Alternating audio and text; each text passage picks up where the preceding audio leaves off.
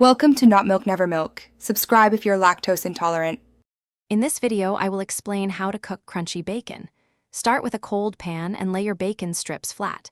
This allows the fat to render slowly, leading to a crispier result. Cook over medium-low heat, flipping the bacon every minute or so. This even cooking prevents burning and ensures uniform crispiness. As the fat renders, pour it off to keep the bacon from frying in too much grease. Continue until golden brown and perfectly crunchy. For a hands-off approach, try oven baking.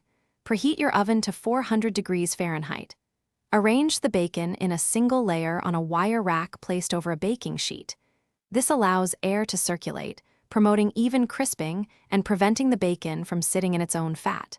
Bake for about 15 to 20 minutes or until it reaches your desired level of crispiness. The air fryer is fantastic for quick, crispy bacon. Preheat your air fryer to 375 degrees Fahrenheit. Arrange the bacon in a single layer in the basket, making sure not to overcrowd it. Cook for 8 to 12 minutes, flipping the strips halfway through. Keep an eye on it, as cooking times can vary. You'll have perfectly crunchy bacon in no time. For the ultimate crunch, always start with thick-cut bacon. It holds up better. Avoid overcrowding your pan or rack, as this steams the bacon instead of crisping it.